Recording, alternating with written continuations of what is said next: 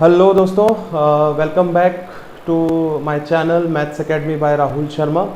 हम लोग एलपीपी एक टॉपिक ऑपरेशन रिसर्च से हमने स्टार्ट कर रखा है and I think 6 videos already upload हो चुके हैं। So this is the 7th video of LPP and हमने लास्ट 2 वीडियोस में उसके ग्राफिकल मेथड को स्टार्ट किया डिस्कस करना and we have done 2 questions, 2 questions हमने कर लिए हैं और today I am back with another question. ये 3rd क्वेश्चन है और ट्रस्ट में अगर इस क्वेश्चन को आपने ग्राफिकल मेथड से सॉल्व कर लिया तो आई डोंट थिंक आपको कोई प्रॉब्लम आने वाली है। So let's quickly go to the question. So the question is maximize z is equal to 300x1 plus 400x2 and subject to constant. So there are 4 constant, 4 constant यहाँ given है। ये question बाकी 2 question से अलग क्यों है, उसका reason है कि यहाँ पे अभी तक हमने जो क्वेश्चंस किए लास्ट 2 वीडियोस में उनमें केवल less than equal to constant थे। मैंने यहाँ एक क्वेश्चन लिया है जिसमें ग्रेटर इक्वल टू कांस्टेंट भी है, सो दैट इनके ग्राफ बनाना भी आप लोग सीख जाएं। सो क्विकली वही सबसे पहले हम पॉइंट्स निकालेंगे। सो पॉइंट्स निकालते हैं। अगर फर्स्ट वाले कांस्टेंट के पॉइंट हम देखें, मैं यहाँ पे पॉइंट्स निकालने के प्रोसेस को अब यहाँ शॉर्ट कर रहा हूँ क्योंकि वीडियो काफ़ी लंबा हो जाता है। अगर आपको देखना है कि पॉइंट्स कैसे निकाले जाते हैं डिटेल में तो आप प्रीवियस 2 वीडियोस देख सकते हैं। सो सबसे पहले फर्स्ट वीडियो, पॉइंट निकालने में कोई बहुत बड़ी रॉकेट साइंस नहीं है, मैंने पहले भी बोला है। आप सिर्फ यहाँ x1 की जगह पहले 0 पुट करिए। सो 0 पुट करेंगे तो ये कम्प्लीटली 0 हो जाएगा। 4x2 इज इक्वल टू 200, इसको इक्वल टू अज्यूम कर लीजिए। सो 200, so 200 divided bye 4। So when x1 is 0, x2 will B 50। उसी तरह से अब x2 को 0 कर दीजिए तो ये 0 हो गया और 5x1 is equal to 200, so 200 divided by 5 तो ये हो जाएगा 40। Let me change the marker. Okay, so now the second one is this. इसको मैंने लिया, सेकंड कांस्टेंट के लिए मैं पॉइंट निकाल रहा हूँ, वही इक्वालिटी अज्यूम करके x1 x2। सो x1 को 0 लिया, x1 0 किया तो 5x2 इज इक्वल टू 150 तो क्लियरली 30। उसी तरह से x2 को 0 किया, x2 को जब मैं 0 करूंगा तो 3x1 इज इक्वल टू 150, सो ये हो जाएगा 50 व्हेन x2 इज 0। ठीक है, थर्ड पॉइंट मैंने लिया, वही इक्वालिटी अज्यूम करना है, ग्रेटर हो चाहे लेस देन हो, आपको उसको इक्वालिटी मान लेना है। सो x1 0 किया, इसमें x1 0 किया थर्ड वाले में, सो 4x2 इज इक्वल टू 100 तो x2 क्लियरली मिल जाएगा आपको 25 यानी 25। अब x2 को 0 कर दीजिए, सो x2 को 0 किया तो 5x1 इज इक्वल टू 100 तो ये हो जाएगा 20। नाउ लास्ट फोर्थ आपके पास में बचा, फोर्थ वाला भी मैं यहीं ले रहा हूँ, x1 x2। सो x1 0, x1 को 0 यहाँ किया तो 4x2 is equal to 80, so x2 will be 20।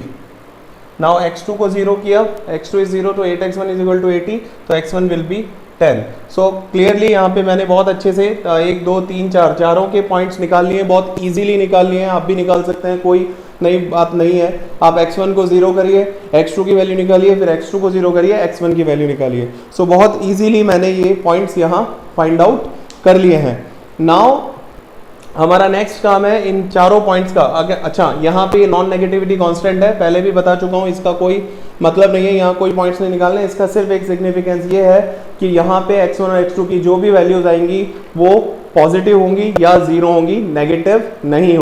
So now जैसा कि हमने पॉइंट्स यहाँ निकाल लिए हैं, सो नेक्स्ट स्टेप है हम इन चारों कॉन्स्टेंट्स के लिए, इन चारों कॉन्स्टेंट्स के लिए मैं इनकी लाइन्स ड्रॉ करूँगा, ग्राफ बनाऊँगा।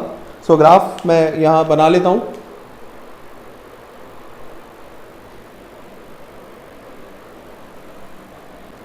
सो जैसा कि आप यहाँ देख रहे हैं, मैंने एक ग्राफ बना लिया है और स्केल मैंने अपने पॉइंट्स के हिसाब से ले लिया है। पॉइंट्स मेरे जो है 5 और 10 के मल्टीपल में आ रहे हैं, तो मैंने 10 जो है 10 का स्केल x1 एक्सिस पे और 10 का स्केल ही x2 एक्सिस पे ले लिया है। नाउ मेरा काम है इन सारे जो पॉइंट्स मैंने निकाले इन चारों कॉन्स्टेंट्स की लाइन्स ड्रॉ करना। बहुत ईजी है, पहले सीख चुके हैं।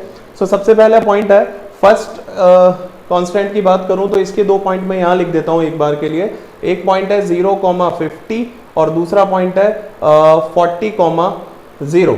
सो 0,40 यानी x1 0 x2 50। सो x1 0 इस एक्सिस पे होगा और x2 50। आप तो क्लियरली x2 पे जाके 50 सर्च कर लीजिए, ये रहा। This will be your first point. Now second point आपका है 40,0 यानी x1 40, so x1 40 and x2 0 यहाँ होगा, ये हो गया। इसको मैं एक फ्री हैंड से मिला दूंगा, आप लोग स्केल का यूज करिएगा। सो एक स्ट्रेट लाइन आ गई। नाउ लाइन बनाने के बाद में क्या काम होता है, एरिया डिसाइड करना। सो एरिया डिसाइड करते हैं अपन, तो less than equal to inequality है, लेस देन इक्वल टू के केस में बता रखा है नीचे वाला एरिया होगा। नीचे वाला एरिया क्यों होगा, प्रीवियस वीडियो में जाके देख लीजिए, पता चल जाएगा। नाउ इस पे आप अपनी इक्वेशन को भी लिख देंगे, मैं यहाँ नहीं लिख रहा हूँ क्योंकि ग्राफ काफ़ी कॉम्प्लेक्स हो जाता है मेरे लिए, बट आप आदत डालिए कि आप जो भी ग्राफ आप लाइन आप बनाएं उसकी इक्वेशन उस पर जरूर लिखें। नाउ सेकंड पॉइंट मैं यहाँ लेता हूँ। सेकंड पॉइंट जब मैं सेकंड कांस्टेंट की बात करता हूँ, तो सेकंड कांस्टेंट के अंदर मेरा फर्स्ट पॉइंट है 0,30 और सेकंड पॉइंट है 50,0, ठीक है, ये रहा। सो 0,30, सो 0,30 कहाँ आएगा, x2 पे, x2 30, ये रहा, ये मेरा पॉइंट रहा। दूसरा है 50,0 यानी x1 50, ये रहा, ठीक है। इन दोनों को मैं मिला दूंगा, ये लीजिए। अगेन इसके एरिया, मेरी लाइन थोड़ी सी कर्वेचर आ रही है बट आपको स्ट्रेट लाइन लेनी है क्योंकि मेरे पास मैं स्केल का यूज नहीं कर रहा हूँ, फ्री हैंड से बना रहा हूँ। नाउ इसका एरिया डिसाइड करें। Again less than equal to है तो नीचे वाला एरिया होगा और इस पे आप इसकी आप इक्वेशन मेंशन कर देंगे। सो फर्स्ट की लाइन हमने बना ली, सेकंड की लाइन हमने ड्रॉ कर ली है। तो थर्ड पे आते हैं। थर्ड कांस्टेंट को जब मैं यहाँ देखता हूँ तो x1 0, x2 5, अगेन यहाँ चाहे तो लिख सकते हैं। थर्ड कांस्टेंट ये रहा, इसकी लाइंस अगर देखें, इसके पॉइंट सॉरी कोऑर्डिनेट्स देखें तो 0,25 एंड 20,0, बहुत ईजी है। 0,25, सो x2 पे 25, 20 ये रहा, 30 ये रहा, इनके बीच में कहीं होगा, ये आ गया आपका 25 एंड सेकंड पॉइंट है x1 20, x2 0, सो x1 20, x2 0, सो x1 20, x2 0, ये रहा। मैं इनको कोई फ्री हैंड से मिला देता हूँ।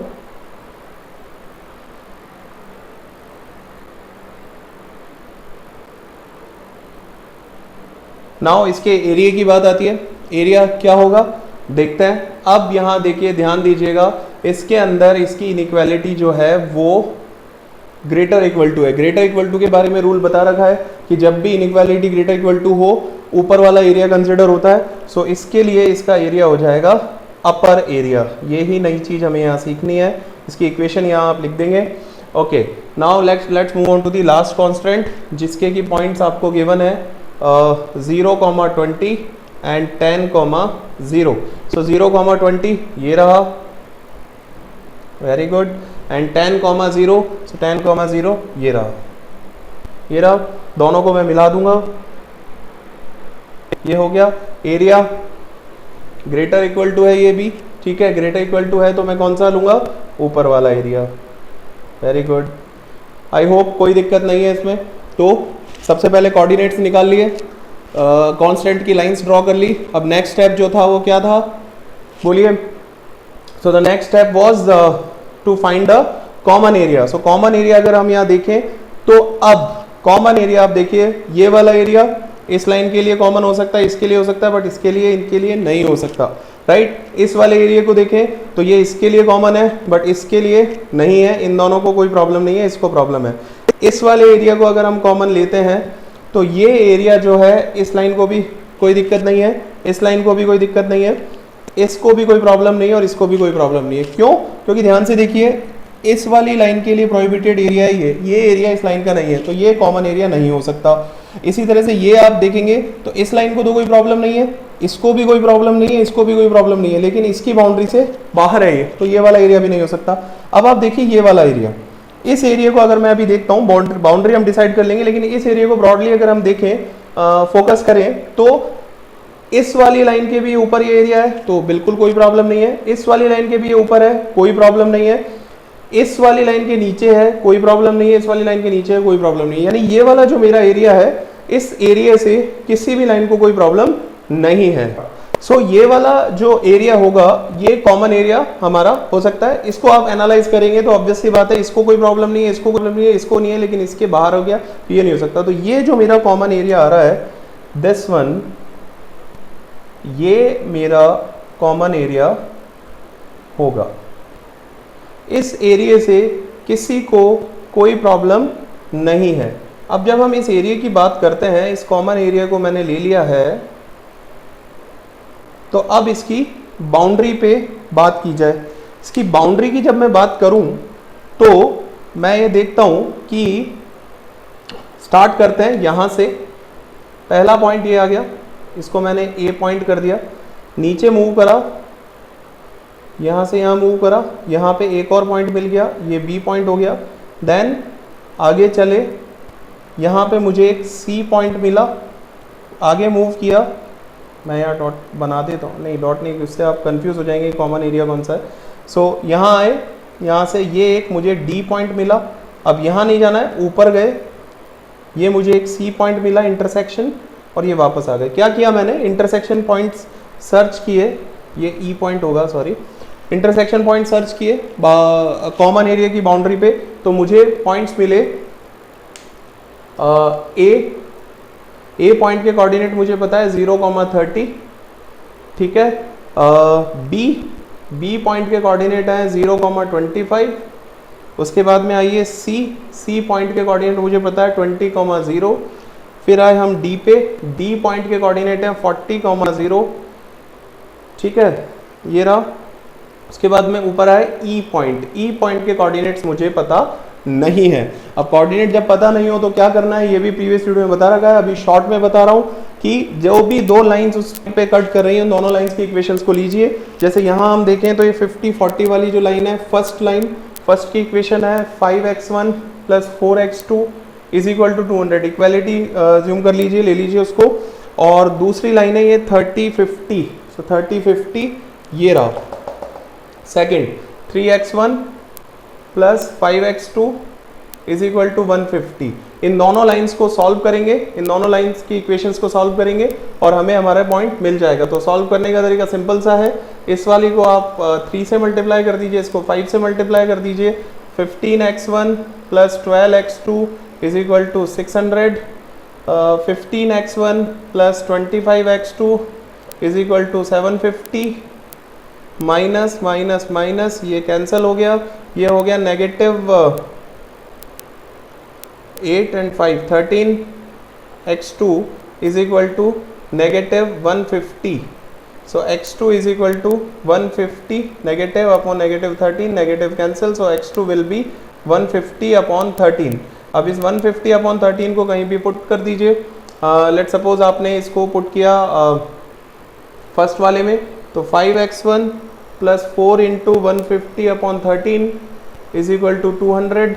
सो x1 ये आ गया, x2 ये रहा, इसको आप यहाँ ले लीजिए 400/13, 150/13। सो इस तरह से मैंने सारे पॉइंट्स निकाल लिए हैं। Now next step, last step बचा है कि z की वैल्यू इन सारे पॉइंट्स पे फाइंड आउट करनी है, और जो भी मेरे पास में हाईएस्ट वैल्यू होगी, क्यों, क्योंकि मैक्सिमाइजेशन मेरा ऑब्जेक्टिव है। सो जो whatever value will be the highest, that point, those points will be my answer. So चलते हैं क्विकली। ओके, सो यहीं पे मैं इन पॉइंट्स को लेता हूँ। यहाँ में z = 300x1 + 400x2 फटाफट कर लेते हैं, कोई प्रॉब्लम नहीं आएगी मेरे हिसाब से।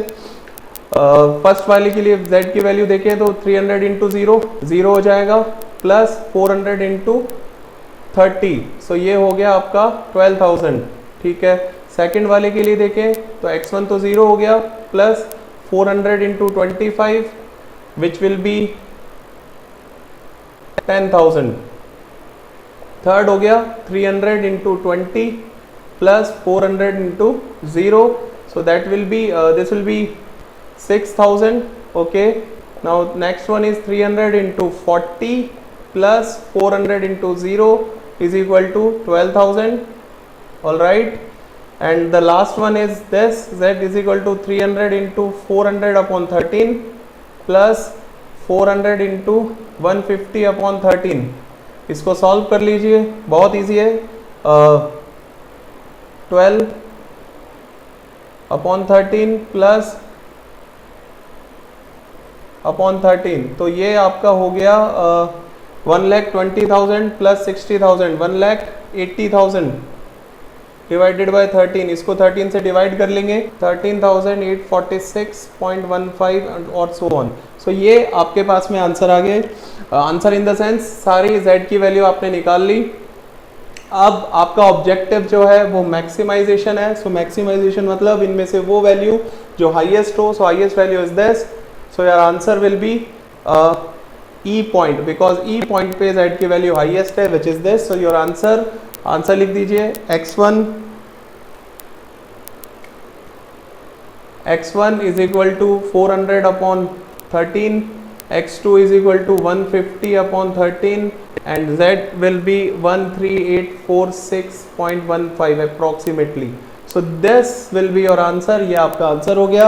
I think क्लियर हुई होगी चीज़ें। थोड़ा फास्ट वीडियो बनाया है, रेट ऑफ स्पीच फास्ट है बिकॉज पिछले 2 वीडियोस में बहुत स्लोली समझा दिया। सो आई डोंट थिंक इसमें कोई प्रॉब्लम होनी चाहिए। फिर भी अगर कोई प्रॉब्लम होती है you can put that problem into the comment section. So this is how we have solved another question from graphical method. Graphical method से एक और question हमने solve किया। See my videos are into the mix of Hindi and English. अगर किसी को language से problem हो please comment section में बोलिए, हम लोग उसका भी solution निकाल देंगे। But please try to give your feedback because your feedback is our strength. उसी से हमें पता चलता है कि कितना हम अच्छा कर रहे हैं, कितना हम और improve करना चाहिए। So please give your feedback into the comment section. और अगर आपको लगता है कि ये वीडियोस आगे किसी की हेल्प कर सकते हैं, जो भी कॉन्सेप्ट हम यहाँ डिस्कस करते हैं उनको समझने में, तो please suggest these videos to others, share these videos to others and keep trying for your dreams, right. So thank you so much, all the best.